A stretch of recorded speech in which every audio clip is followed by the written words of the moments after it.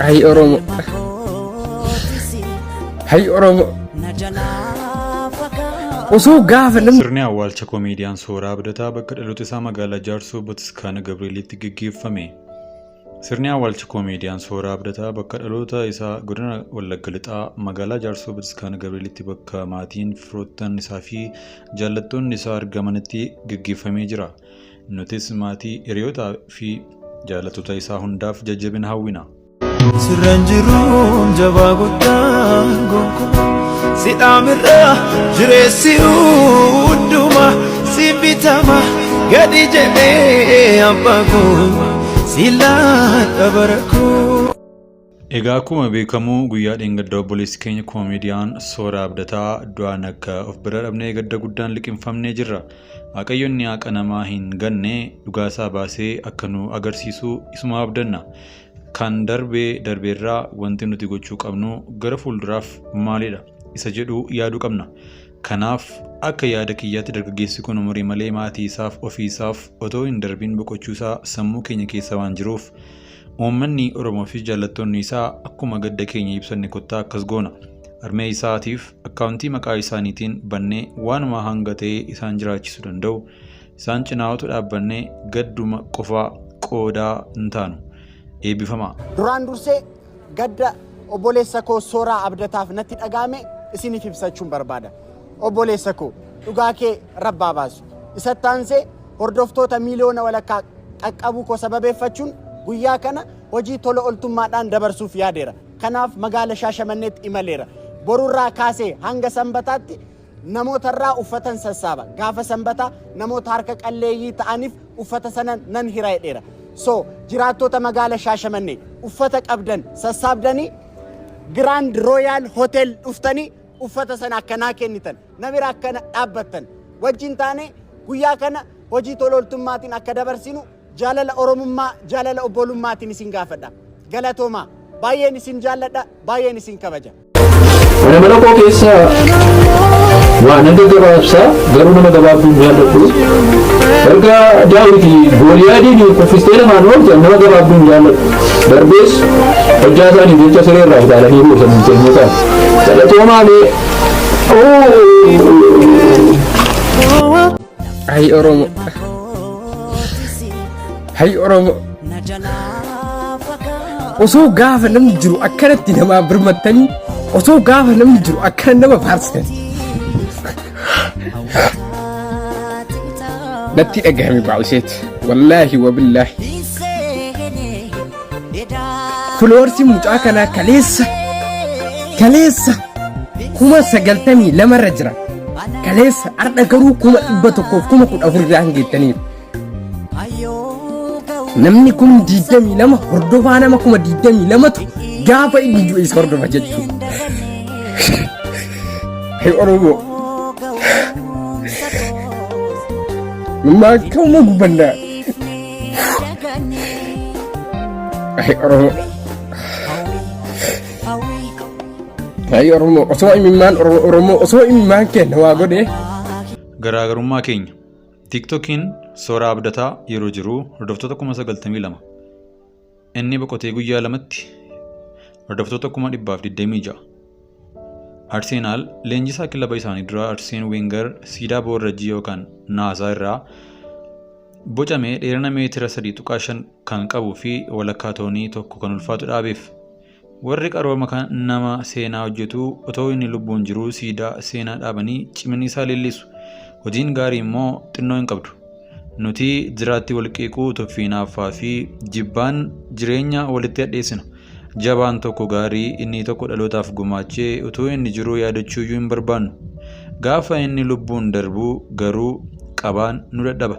TikTokiin Sooraa Abdataa yeroo jiru hordoftoota 92,000 inni boqotee guyyaa lamatti 126. Namooti 34 kunneen sammuun nagaa isin ta'uu nan shakka. Meeqotaa irras yeroo jirru walirratti ka'uu jibba erga boqotanii wal faarsuu haadhiif jiraattii waliif haa dhaabbannu waliifis haa dubbannu jedhee kan barreessee Daawit Morkaatii Facebook irraati. Dhugumaa Sooraa koo sichitti tasamaa waliin arginu akkami hojiin kee maalirra jirta jennee waliin gaafannu sichitti dhuftee naaf hin qoostuu qiqqidee nan kofalchiistuu akkamitti akka hojjennu daandii natti nagarsiistuu ni dagatte moo bar torbee lama dura waadaa naaf galteettaaf asumti jabaadhu malee siif jira naan jetteessa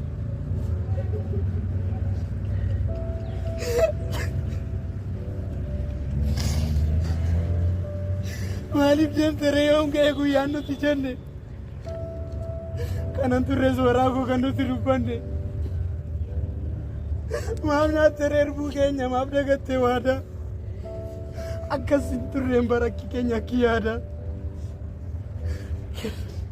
sooraa koo kiyyaa fi kee egaa kanumaan raawwate deemsi karaa dheeraa hawwiin kee kana taate. Ji'a waxabajjiitii hanga guyyaa har'aatti qofaa Finfinnee keessatti kan dhaga'ame. Tokko Dr. Oliyaad Musee hojjetaa hospitaala Riiferaal Xurunesh Beejing ture carraa ispeeshaalaayzeeshinii biyya Chaayinaatti barachuuf dorgomee dabre. Malaammaltummaan dabartee jedhamee ololli irratti ka'e. Kanumaanis irra deebi'amee doktoroota hospitaalichaa kanneen carraa kanaaf dorgoman mara waliin dorgome. Ammas deebi'ee tokkoffaa ba'e. Ta'us warroonni sabummaa isaatiin jibban gumgummii hin dhaabne. Inni garuu biyya Chaayinaa deemee barachuuf haala mijeeffachuu itti fufe. Osoo deemaan isaa hin ga'iin mana nyaataa Eldaanaa jedhamu keessatti naannoo hospitaalichaa fi yuunivarsiitii saayinsii fi teekinooloojii Finfinnee gidduutti argamu tokko akkuma nyaata nyaatetti bircuma irratti hafe. Akka mukaatti gogee hafe. Dhaamsa malee du'e. Gaafa qoratamuu summiin akka nyaatitti dabalameef irra ga'ame. Abbaan manaa bultii isaaf hidhanii gadhiisan. Haqni isaas achumaan hafe. 2 Artiist Muhammad Amdihun Finfinneetti naayit kilabii Habashootaa Baay Kilab jedhamu keessa hojjetaa ture. Galgala naayit kilabii sana keessa hojii isaa hojjechaa ture. Ganama mana isaa keessatti du'ee argame. 3 Artiist Mul'unaa Tufaa Hiriyaa Artiist Muhammad Amdihunidha. Hiriyaan isaa Artiist Muhammad guyyaa 15 booda haaluma wal fakkaatuun galgala naayit kilabii sana keessa hojjechaa ture. Innis ganama du'ee argame. 4 Har'a immoo dabareen koomeediyaan Sooraa Abdataa ta'ee jira. Kaleessa dhukkubas ta'ee rakkoo tokko akka hin qabne hiriyoonni isaa ni dubbatu. Sooshaal miidiyaas fayyadamaa ooleera. Har'a ganamaan garuu Jama Hoteela Ivoolaa jedhamu keessatti du'ee argame. Ni daganna malee waggaatti qaqqaalee Oromoo 3 yookaan 4 Finfinnee keessatti du'ee argama. Kan nama dhibu immoo maaliif akka du'aniif ajjeefaman illee eenyuun akka ajjeefaman qoratamees ta'ee baramee hin beeku. Hoteelli Sooraan irra du'e keessatti argames hojii isaa hojjechaatu jira. Hanga ammaa qaamni isaan gaafatis hin jiru. Qaqqaalii kana dhiyeennumaa kana keessa Finfinnee shira wal fakkaatuun namne lubbuu keessa naa jannatu. Sirran jiruun jabaa guddaan gonkumaa sidhaamirra jireessi hundumaa si bitama gadi jedhee abbaa koo silaan dabara koo. Duuti obbolaa keetii abdii si kuchisiisee yoo golatti deebite kan isaanii hin boo'in keetuma boo'adhu ati sinuma duute. Yaa Oromoo haalli amma keessa jirru haala jibbisiisaa. Quba walaa qabaan wal cinaa haa dhaabbannu. Gadda cimaa onnee namaa cabsu. Atoobisiin Finfinnee irraa gara Gimbii imalaa ture garagaluun lubbuu namoota 7 darbe. Adoolessa 22/2015 atoobisiin Taataa jedhamuun beekamu Finfinnee irraa gara Gimbii utuu imalaa jiru magaalaa Naqamtee darbee yommuu tabba diggaa ga'uu garagaluun hanga ammaatti lubbuun namoota 7 yoo darbu miidhaan qaamaas qaqqabee jira. Namoota miidhaan qaamaa irra gaheef hospitaala Riiferaal Naqamtee fi ispeeshaalaayizidii hospitaala Naqamteetti wal'aansi kennamaafii kan jiru yoo ta'u kataa ulfaatina balaa kanaan lakkoofsi namoota lubbuun darbuu dabaluu danda'a jedhamees akka sodaatamaa jiru odeeffamee jira. Ka'umsi balaa kanaas qoratamaa jira. Otoo qajeelummaatu nama jiraachisaa dabatu nama ajjeestee silaa situ jiraatee anatu dura ture. Haala ati na biraa dhibdeef har'a ati na biraa dhibdeef miti dacheen irra dhaabbadhee waaqaan jala dhaabbadhee sitti himaa turetu dharragaadha. Dhugumatti ati nama qajeelaaf gaarii namaati. Sooraa koo dhugaadhaa siin of biraa ergan dhabee anillee ofan nabe. Iji kiyya mimmaan garaatti dhiigan bo'aa an jiraatee fiilmii keef sirba kee xumurtee sarpiraayis nagootaan eege malee qaroo kiyya jaamtee ifa koo ni dukkaneessaa tasumaa yaadee miti tilmaamee hin beeku. Amman lubbuun jirutti dhugaa kee faanan kaadha. Asumaan sooraan koo sirba 2 dalagee istuudiyoo akka qabu sirriittan beeka. Sirbi isaa tokko ammallee ana harka jira. Fiilmiin barreessee xumura iskiriiptii isaa taatota fiilmii isaaf filateef akka kennes qubanan qaba. Namoota muraasaa itti kennames nan beeka. Seenaa iskiriiptii fiilmii isaas naaf himee jira. fiilmii isaaf sirba isaa akka ajaa'ibaatti bareedu waraabbachuuf osoo jiruutti kan kichuutti cite. Kanaaf namoonni iskiriptiin isaa isin bira jiru daraa haqummaan akka of bira tursiistan isinan gaafadha. Sirbi isaa istuudiyoo yoo jirus eeyyama maatiin alatti akka hin lakkifamne adaraan isiniin jedha. Yeroo maatiin isaa tasgabbaan waliin taanee kan inni karaatti dhiisee kichuutti cite kan itti fufiifne ni xumurra waan ta'eef. Kan biraa ammoo namoonni dhiiga namaa qulqulluu kanarra dhaabbatanitti baachan seenaanis taatu seeraan wal gaafachuuf jirra. Warrumti ofiif galaafatee feek akkaawuntii banatee ittiin nama burjaajessuu barbaadu. Sooraan kan ajjeefamuuf barbaadamaa ture bubbuleera. Sagaleen teeleedhaa ba'uu ni mala. Torbee lamaa kan hin guutne nama nu jalaa ka'anii nu hordofaa jiruu of eeggadhuu naan jedhee ture. Kana baay'ee isaa asirratti haasa'uun hin barbaachisu. Sooraan osoo kubbaa laayivii darbaa jiruu taphataa jiruu hin duune. Viidiyoon waraabamee jedhus baacoo birooti. Walumaa galatti Sooraan koomeedii shoort dhaabee gara fiilmiitti deebi'uun isaas ji'oota hedduu lakkoofsee jira. Sooraan takkaa mana namaa deemee barbaadee koomeedii waliin hojjennes hin jedhu. Nama gatii ofii beekudha. Baacoo akkanaa nurraa dhaaba.